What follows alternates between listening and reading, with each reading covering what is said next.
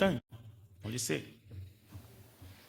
La signification, c'est une incitation à agir avec bienveillance, à agir avec respect.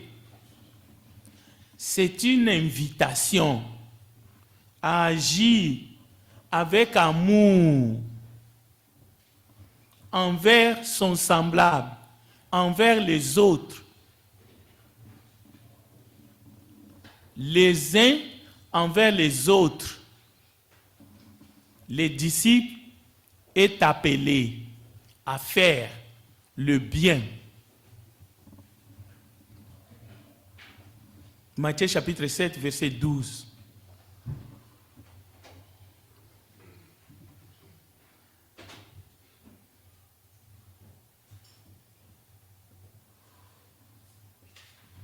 Si vous êtes disciple de Jésus, si vous faites confiance au Seigneur, si vous écoutez sa parole et que vous voulez la mettre en pratique, voici ce qu'il faut faire. Tout ce que vous voulez que les hommes fassent pour vous, faites-le de même pour eux.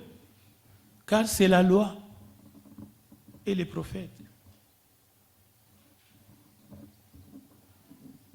C'est un commandement. C'est pas je veux, je fais, je veux pas, je ne fais pas. Non, c'est un commandement. C'est l'essentiel. Oui, il y a des enseignements, il y a un enseignement moral dans le message de la bonne nouvelle. Parce que la bonne nouvelle, ce n'est pas seulement reçois la grâce. Non, ça fait partie de la bonne nouvelle de Jésus-Christ. Il y a la partie reçois la grâce de Dieu. C'est gratuit pour toi. Tu seras sauvé de tes péchés. Mais il y a aussi ça, cette partie, parce que c'est Jésus qui le dit. En d'autres termes, après avoir reçu la grâce de Dieu qui te sauve, tu fais quoi? Tu pratiques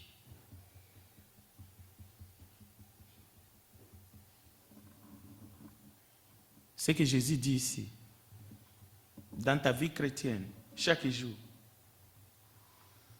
Donc, il y a l'amour de Dieu, mais il y a l'amour du prochain, mais il y a l'œuvre utile. Donc, l'amour de Jésus ne se résume pas seulement par la belle confession que nous faisons avant de nous faire baptiser ou que nous faisons chaque jour. On peut dire chaque jour, j'aime Jésus, j'aime Jésus. Non, ça ne se limite pas. Jésus nous dit aussi, il faut faire l'œuvre utile. L'œuvre utile, ça concerne son ministère ici-bas. Mais en plus de cela, il faut être généreux, il faut être respectueux, il faut être bienveillant, il faut être envers son semblable. Donc l'amour du prochain, ce n'est pas une récitation qu'on a retenue à l'école primaire. Aime Dieu, aime ton prochain comme toi-même. Non. Il y a les œuvres qui prouvent cet amour envers le prochain. Tout comme il y a les œuvres qui prouvent qu'on aime Dieu. Et Dieu ne s'est pas limité en disant « j'aime l'humanité ». Non. Dieu a prouvé son amour en envoyant son Fils sur la terre pour mourir pour nos péchés.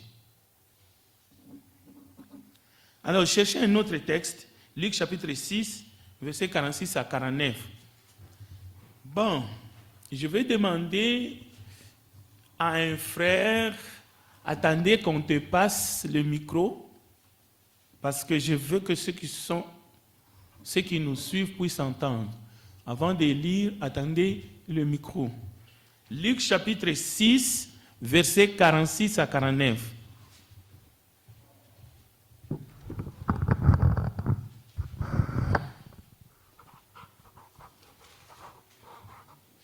Donnez à un frère Benjamin, peut-être. 46 à 49, c'est bien ça? Oui, 6, 46 à 49, merci. Ok. Pourquoi m'appelez-vous Seigneur, Seigneur, et ne faites-vous pas ce que je dis? Je vous montrerai à qui est semblable tout homme qui vient à moi, entend mes paroles et les met en pratique. Il est semblable à un homme qui, bâtissant une maison, a creusé profondément et a posé le fondement sur le roc. Une inondation est venue et le torrent s'est jeté contre cette maison, sans pouvoir l'ébranler, parce qu'elle était bien bâtie. Mais celui qui entend et ne met pas en pratique est semblable à un homme qui a bâti une maison sur la terre sans fondement. Le torrent s'est jeté contre elle, aussitôt elle est tombée, et la ruine de cette maison a été grande. Merci, frère Benjamin, pour la lecture. Alors, vous voyez que le Seigneur nous interpelle. Donc, on peut appeler Seigneur, Seigneur. Et une deuxième fois, Seigneur. Tout le temps, Seigneur. On peut passer toute l'avant-midi en train de louer le Seigneur. Mais il nous demande de faire. C'est pour cela le thème de notre étude, c'est faire l'œuvre utile. Pratiquer les bonnes œuvres.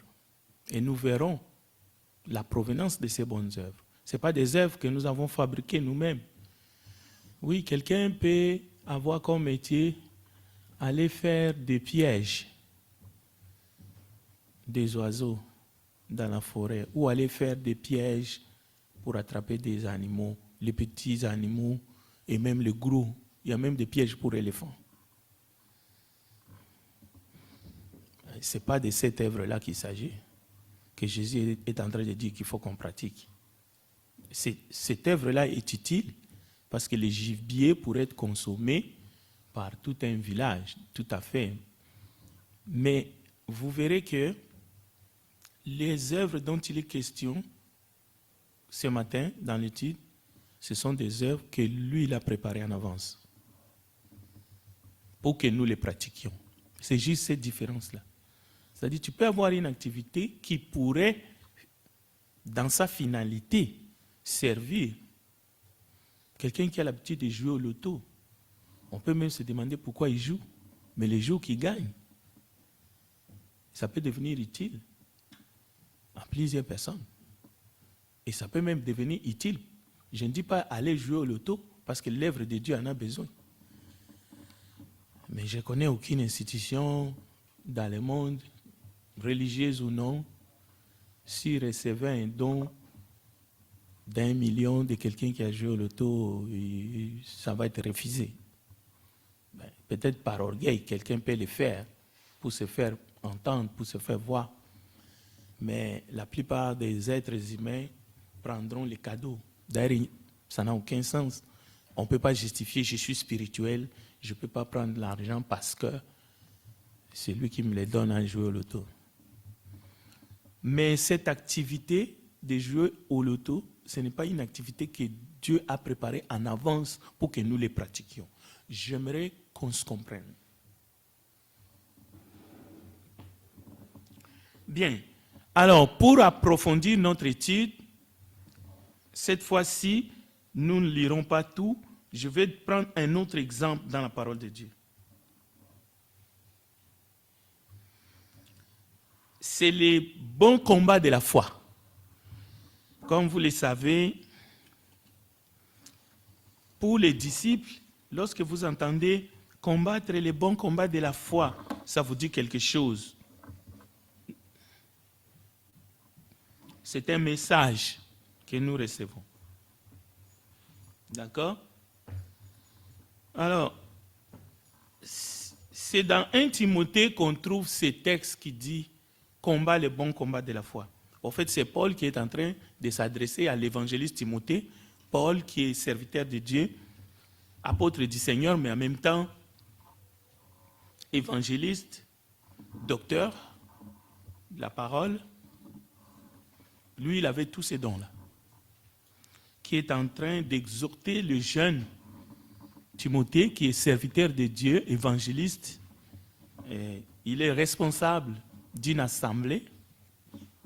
Comment il doit se comporter dans l'œuvre du Seigneur? Comment est-ce qu'il doit faire qu'est-ce qu'il doit dire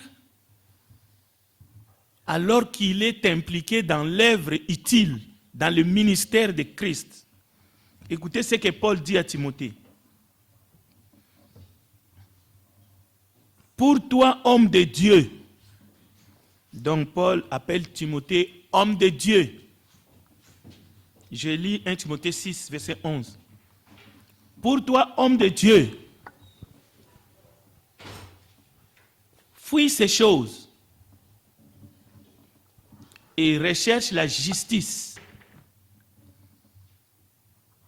la piété, la foi, la charité, la patience, la douceur.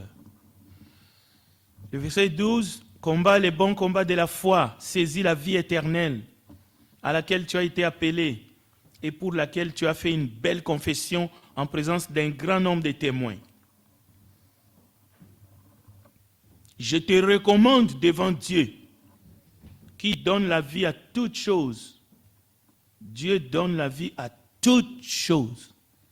Et devant Jésus-Christ qui fit une belle confession devant Ponce Pilate, de garder les commandements et de vivre sans tache, sans reproche, jusqu'à l'apparition de notre Seigneur Jésus-Christ.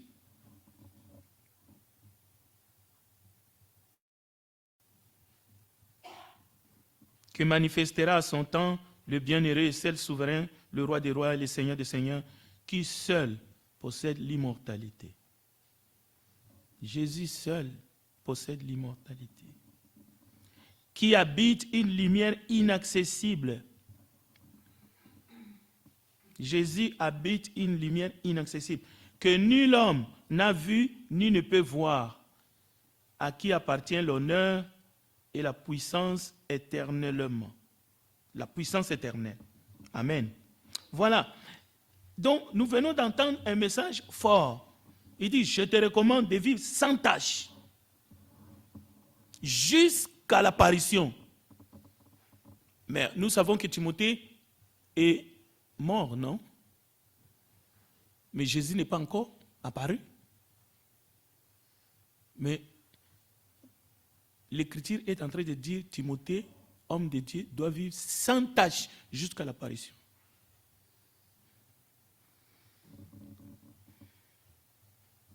C'est un message qui nous interpelle. Et Timothée est un disciple, comme toi et moi. Sans reproche, jusqu'à l'apparition de notre Seigneur Jésus-Christ. Jésus-Christ qui possède l'immortalité, qui habite une lumière inaccessible, que nul homme n'a vu ni ne peut voir. Impossible de le voir. Bon, écoutez. Recommande aux riches du présent siècle, écoutez bien,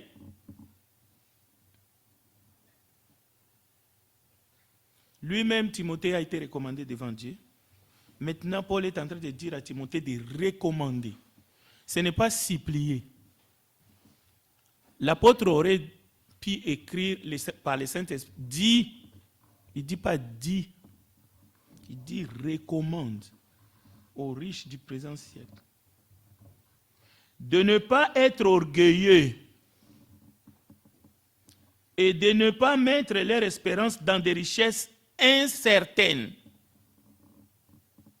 mais de la mettre en Dieu, donne avec abondance toutes choses pour que nous en jouissions. Jouir, oui, tu peux en jouir. Pas d'orgueil.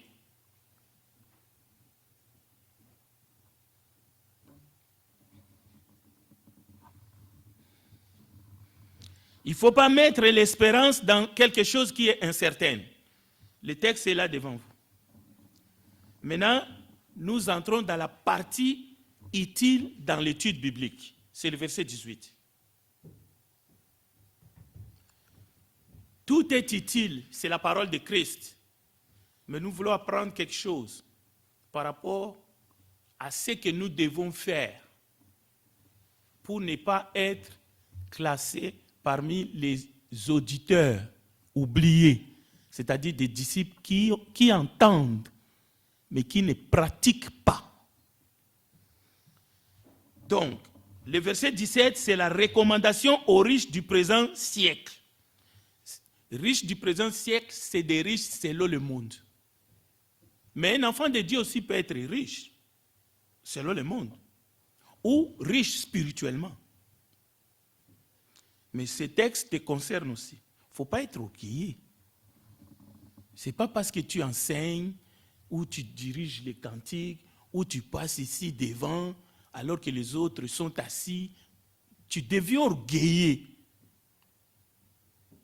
Non. Ça n'a aucun sens. Ce n'est pas parce que tu as une charge dans une assemblée ou même dans le monde, tu veux t'enorgueillir dans l'église. Ce n'est pas parce que tu es maire de Montréal, maintenant tu viens ici en assemblée, tu veux nous épater. Non. On va t'accueillir avec respect, mais garde ta place. Tu vas t'asseoir sur le même banc, là où tous les autres. Peut-être c'est pour ça que nous n'avons pas de visite ici des gens qui ont une certaine notoriété. Je vois mal qu'un premier ministre de Toronto arrive ici, on va lui donner un siège que nous n'avons pas l'habitude de mettre ici. Il va s'asseoir comme tout le monde.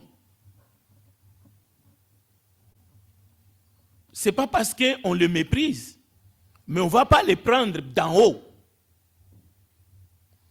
Tous ceux qui nous ont visités ici, vous ne savez pas. Il y a eu des autorités civiles qui sont venues ici. Les gens de la ville. Mais parce que moi, je les connais. Ils sont assis là-bas, derrière. Et avant que les kills terminent, ils sont partis.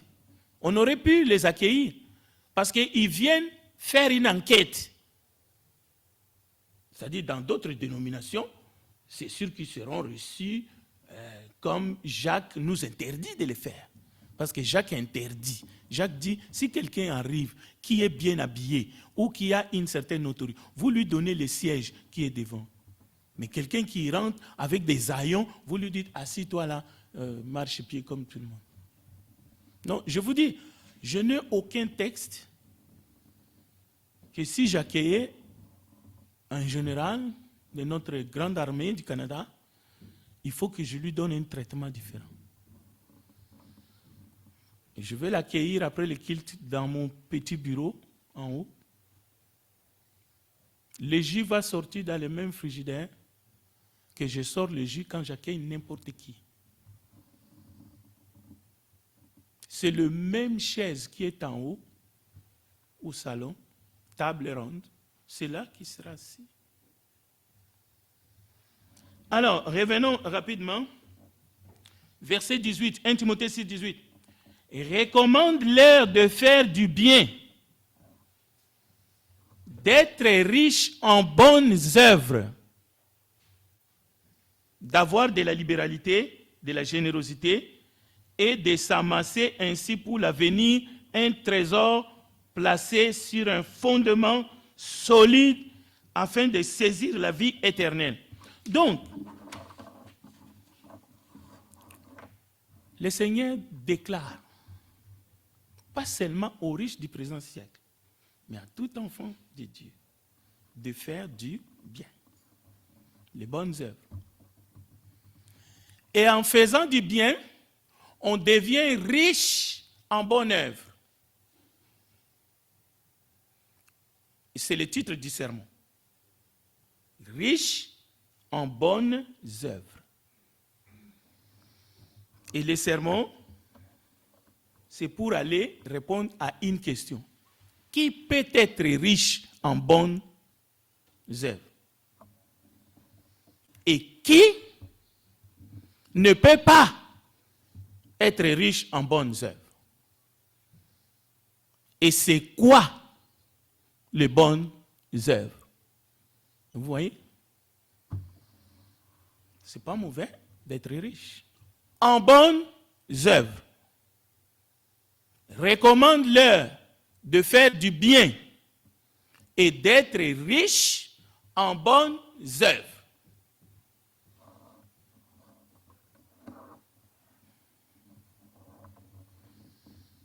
avoir la libéralité, la générosité.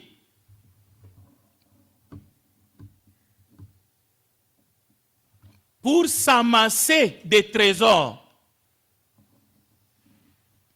placés dans un endroit sûr. À ce moment-là, ce n'est plus des richesses incertaines. Les richesses qui sont placées, les trésors qui sont dans un lieu sûr, ne sont plus à ce moment-là des richesses éternelles. C'est pour cela, ceux qui meurent en Christ, la parole dit, la parole de prophétie déclare, leurs œuvres les suivent. Attention, ce n'est pas les richesses matérielles ici-bas qui les suivent. Ils laissent tout. Ils se séparent de tout ce qui est ici en bas. Ils ne peuvent même pas emporter, même ce qu'ils ont sur leur corps. Les termites, le mythe, les poursuivent dans la tombe, détruisent tout. À un moment donné, c'est seulement les parties du corps qui sont indestructibles. Peut-être, comme les cheveux, d'autres choses qui vont rester là. Mais,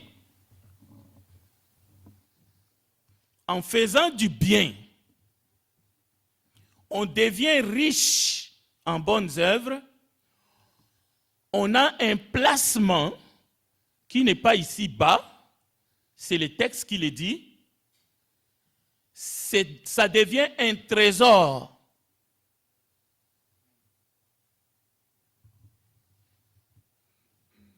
Heureux les morts en Christ. Pourquoi?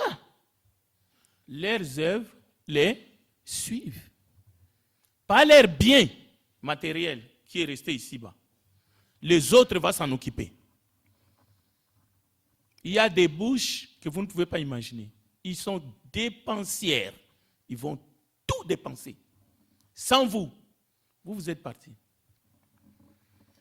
Bien. Alors, si vous avez des questions,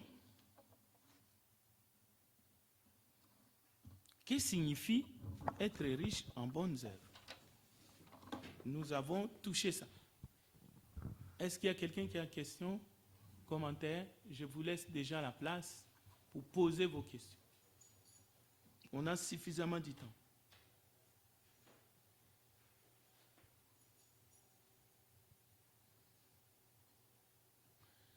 Beaucoup des enfants de Dieu font l'erreur.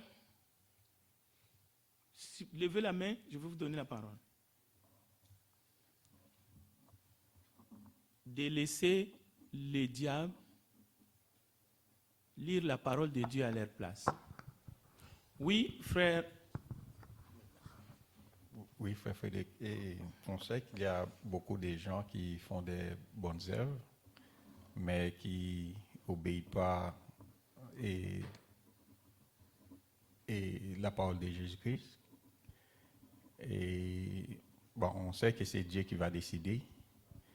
Et peut-être nous, on ne peut pas faire des commentaires sur ça, mais c'est Dieu qui va décider. Mais qu'est-ce que vous pensez avec des gens, et ce n'est pas seulement les gens qui obéissent et l'évangile qui fait des bonnes œuvres?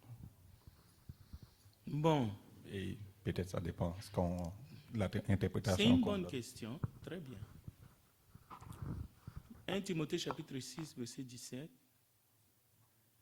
nous dit clairement de recommander aux riches du présent siècle de ne pas être orgueilleux, de ne pas mettre leur espérance dans des richesses incertaines. C'est déjà un peu ce que tu viens de dire. Si tu ne mets pas ton espérance dans des richesses incertaines, tu dois chercher de les mettre quelque part. Donc ça renforce un peu l'idée que quelqu'un fait de bonnes œuvres, mais qui n'obéit pas à l'évangile, évidemment. Nous ne voulons pas opposer la foi et les œuvres ici. Le but, c'est de démontrer l'importance des œuvres dans cette étude. Mais la réponse de ta question on ne peut pas faire une réponse en utilisant certaines paroles de Dieu et en rejetant d'autres. Le fait qu'il faut recommander aux riches du présent siècle, le texte ne me dit pas si ces riches sont chrétiens ou pas. Le texte me dit seulement les riches du présent siècle. Cela veut dire qu'ils soient convertis au Seigneur ou non. Le texte me permet d'avertir aux riches qui ne sont pas membres de l'Église de ne pas être orgueilleux. Nous vivons avec eux. Donc, en me fondant sur ce texte, j'ai la mission, bien sûr, Timothée prêchait dans l'Église, mais le message sortait de l'Église, allait dans le monde. En d'autres termes, si quelqu'un qui est riche selon les siècles présents et qui fait des œuvres qui sont bonnes, on ne peut que l'encourager parce qu'il est en train de faire la volonté de Dieu. C'est comme la règle d'or. La règle d'or ne s'applique pas seulement à l'Église. Maintenant, il ne faut pas minimiser, il ne faut pas cracher, il ne faut pas diminuer les bonnes œuvres faites par quelqu'un qui n'est pas baptisé. C'est contre-productif. C'est l'exemple de l'auto que j'ai donné ici. Tu ne peux pas insulter celui qui joue au loto et en même temps, si tu reçois une cagnotte, alors qu'il a gagné 56 millions, tu reçois une cagnotte de 5 millions. Toi, avec ton baptême, tu peux l'utiliser pour le bien de l'Église. Au nom de quoi tu veux minimiser? Le problème, c'est toujours, comme le frère a bien dit, Dieu est mieux placé. Nos préjugés ou notre petite colère ne fera rien, ne changera rien à la volonté de Dieu. Laissons Dieu être Dieu. Nous savons, c'est Dieu qui fera les jugements ces jours-là.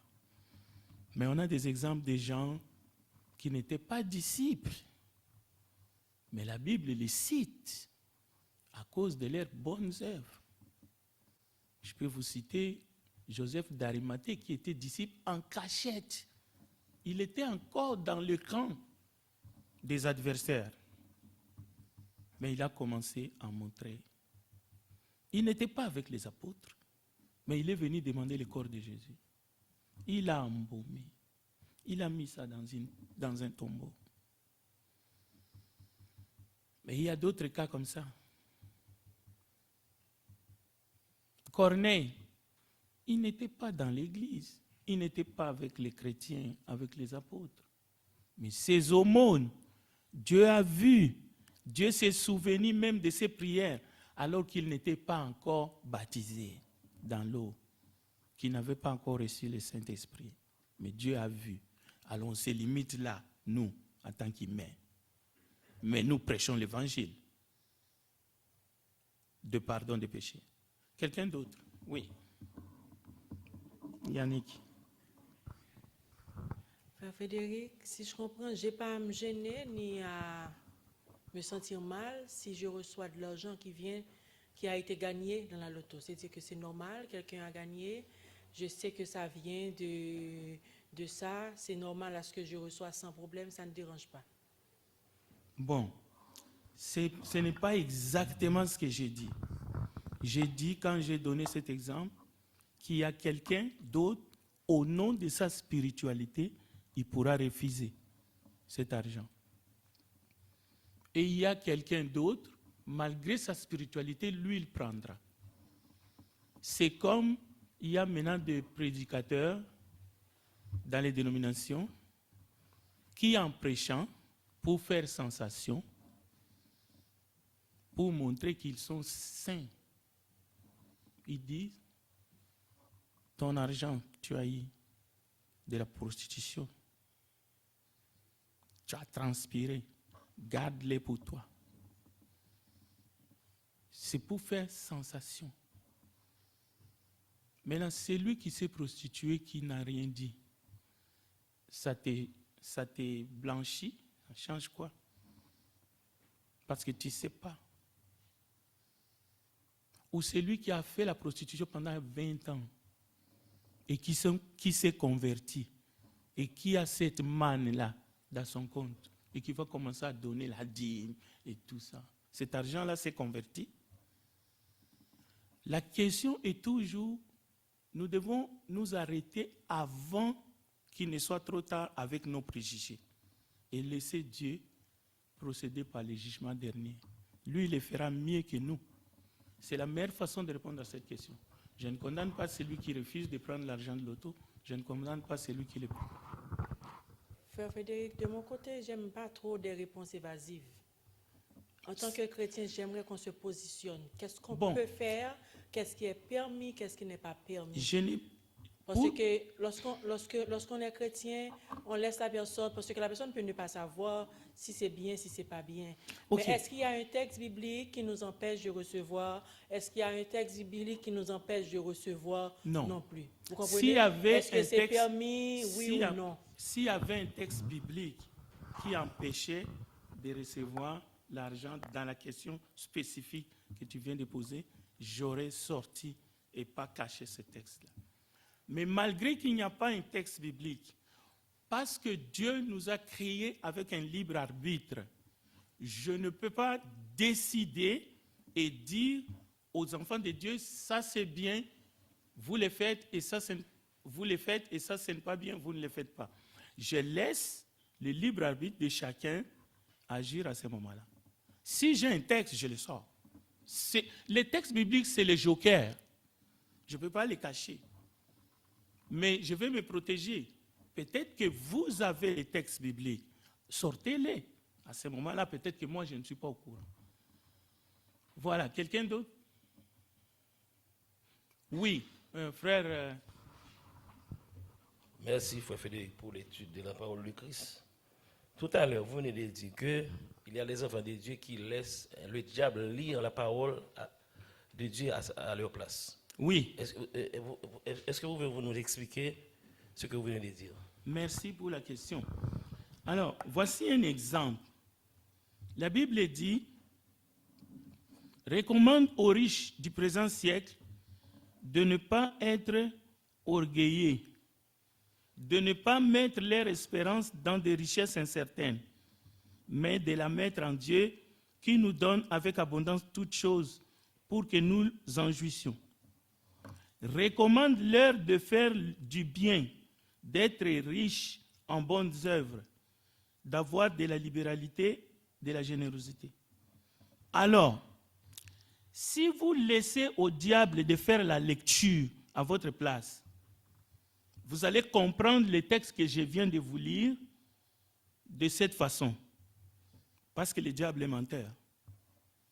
Dieu dit qu'il faut d'abord être riche selon le siècle présent pour être riche en bonnes œuvres et avoir de la libéralité et de la générosité. C'est pour cela, beaucoup des enfants de Dieu dans l'Église et même dans les prières, on a entendu. Avant que je puisse faire du bien aux pauvres et aux autres, il faut que je sois riche, selon le monde.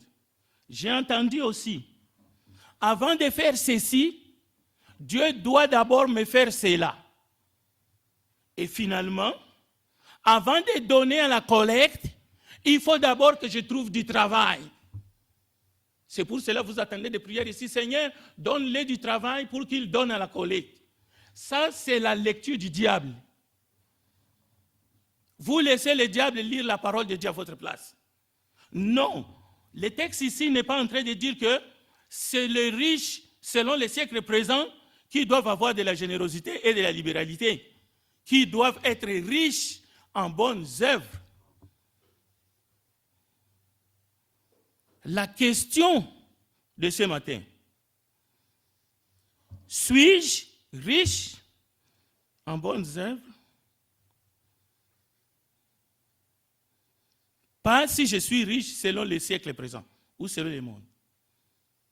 C'est ce que nous verrons dans la prédication tout à l'heure.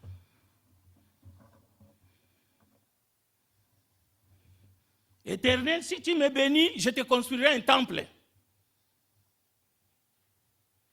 Ça s'appelle le marchandage spirituel avec Dieu.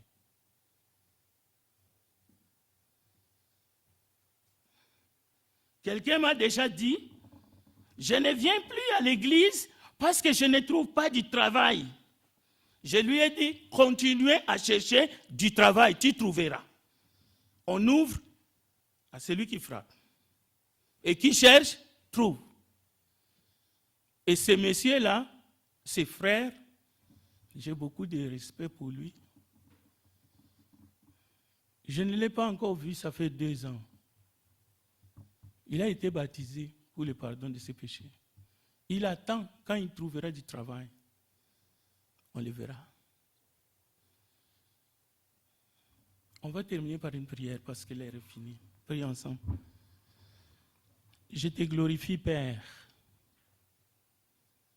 parce que c'est toi qui nous parles. Enseigne-nous toi-même, afin que nous puissions continuer à faire le bien. Et c'est toi qui le veux. C'est toi qui le demandes. Bénis ton peuple. Bénis ta parole. Nous te le demandons, Père, au nom de Jésus-Christ. Amen.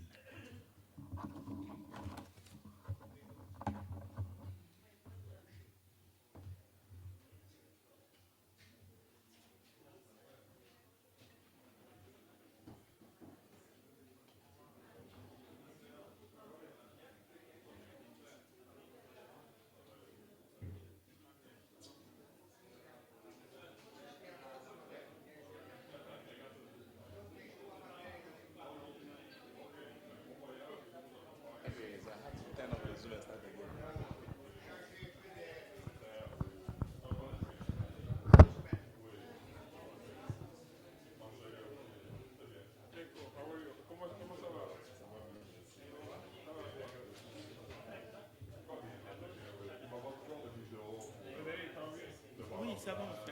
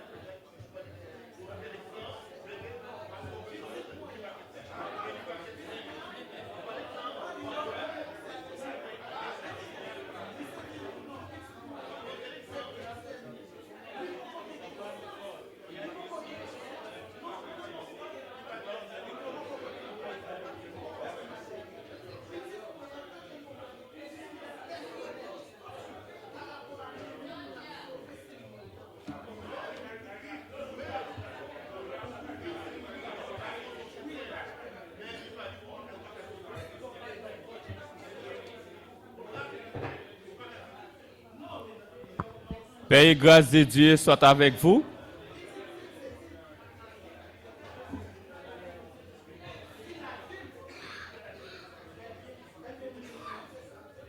Frères et sœurs bien-aimés, amis du Seigneur, chers visiteurs, la paix de Dieu soit avec chacun de vous. J'ose espérer que on a eu une excellente semaine